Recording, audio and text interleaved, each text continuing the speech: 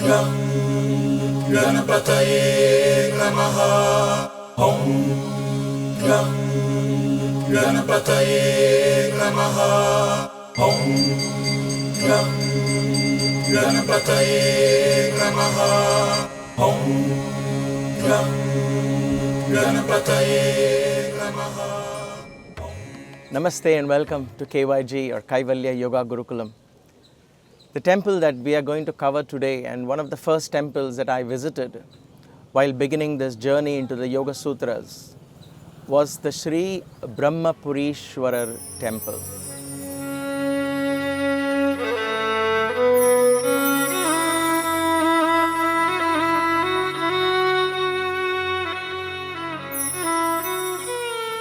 There are very few temples that are dedicated to this creative principle of the universe that we know and understand and revere as Lord Brahma.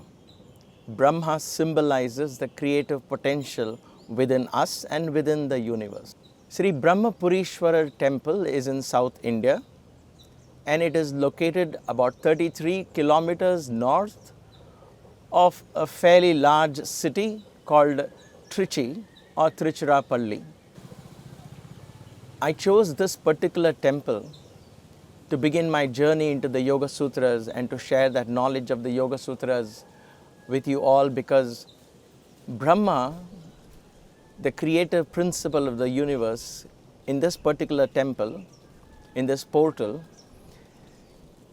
is regarded at the very core energy of a planet that we understand as Jupiter. Now this of course comes under the broad philosophy and the science of Vedic astrology. Guru stands for ever-widening knowledge, ever-widening capability that is achieved through knowledge, ever-widening prosperity that is achieved through knowledge. So all knowledge is attributed, and the prosperity and all of that subsequently comes because of this knowledge is attributed to this planet Jupiter. The core energy of this planet, the cosmic energy in terms of consciousness that provides energy to this planet, is the energy that we attribute as Brahma.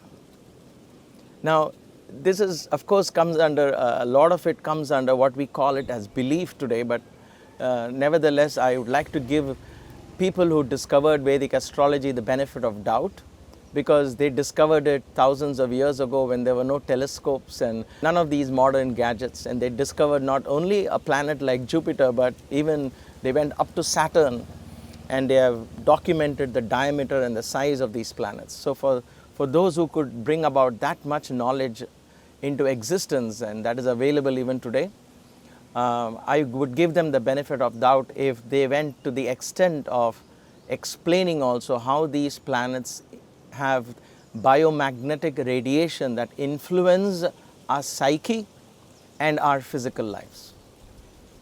And therefore, because the Brahma energy is the core, and Brahma stands for creative principle, Brahma stands for the seed of all knowledge, because his Shakti is Goddess Saraswati. She represents knowledge. She represents the ability to communicate that knowledge. And therefore, I thought it would be ideal for me to pay my homage at this temple, offer what is popularly called the Abhisheka to this temple deity, which is Lord Brahma himself. Like I said, it is very rare to find temples like these, and it's perhaps the only temple in India which has Lord Brahma in the meditation posture. And the statue of Brahma, the sculpture of Brahma, which was carved God knows when, is about 6 feet or so in height. A majestic, splendorous Brahma is sitting in a lotus pose, meditating on Shiva. That is the core energy of this powerful temple.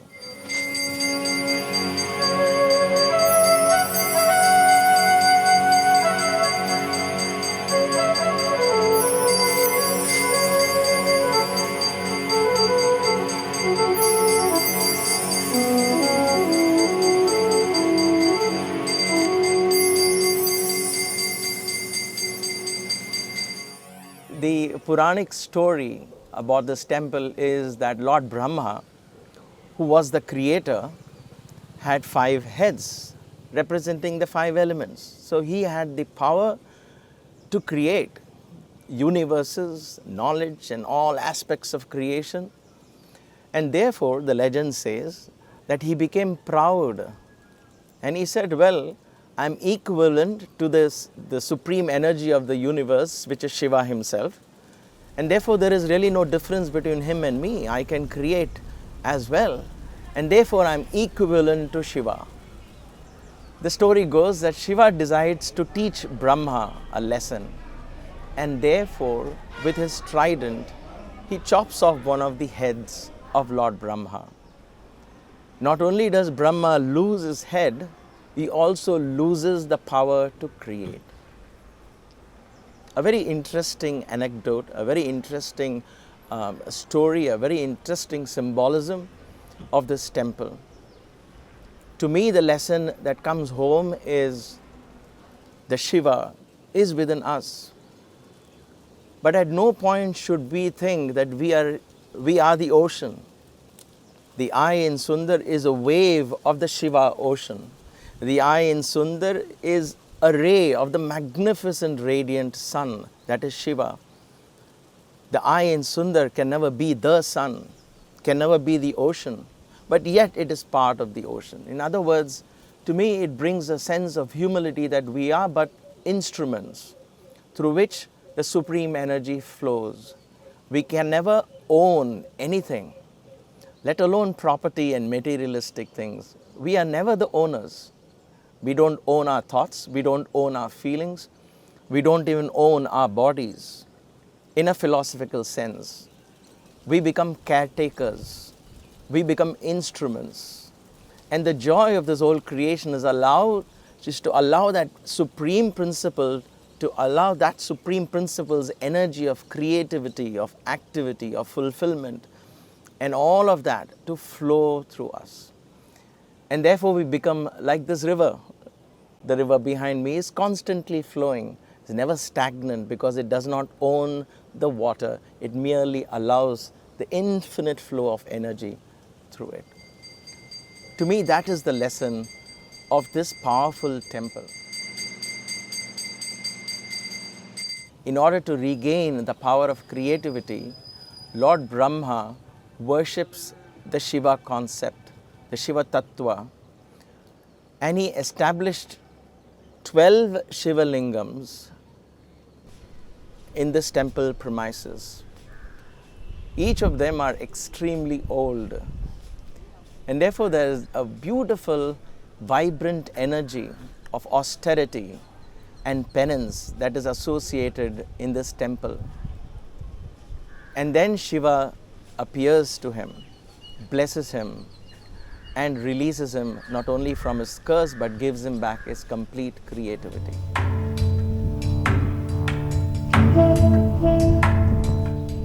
So the popular belief is that if you come to this temple and worship the Brahma energy,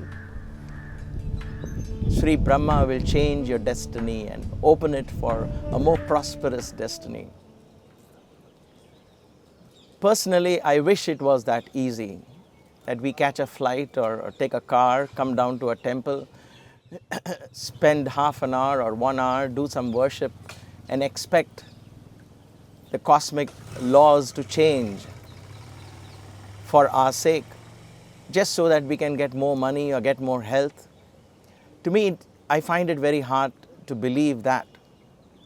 But I guess there is more depth to this belief.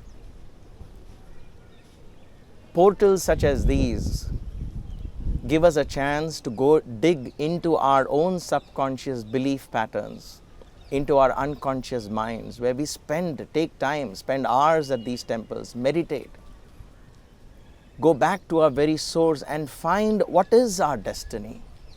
What is the purpose of my life? How am I going to live life and sanctify it so I can live life to its fullest extent possible? This portal, I believe, gives us that opportunity.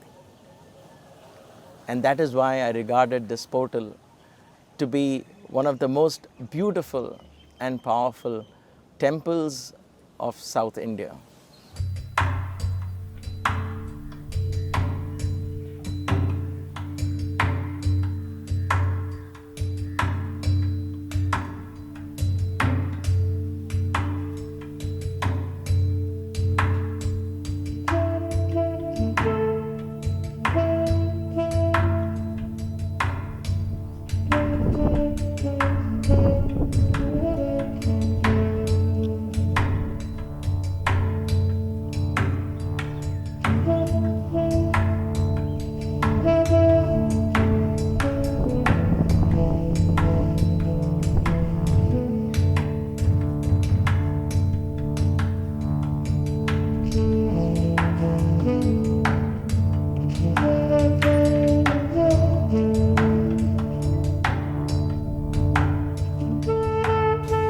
Another reason why I also began this journey of the Yoga Sutras at this temple is that there is an ancient shrine dedicated to sage Patanjali.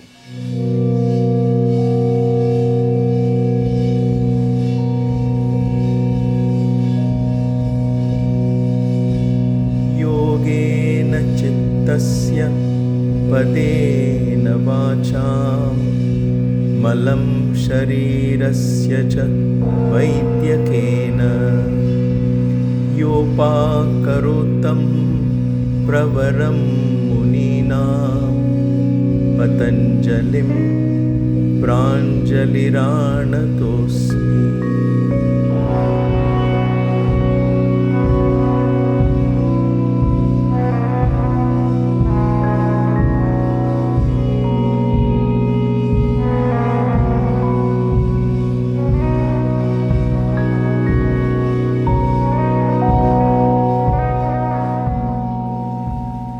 India is known for its temples, legends, historical events that dates so far back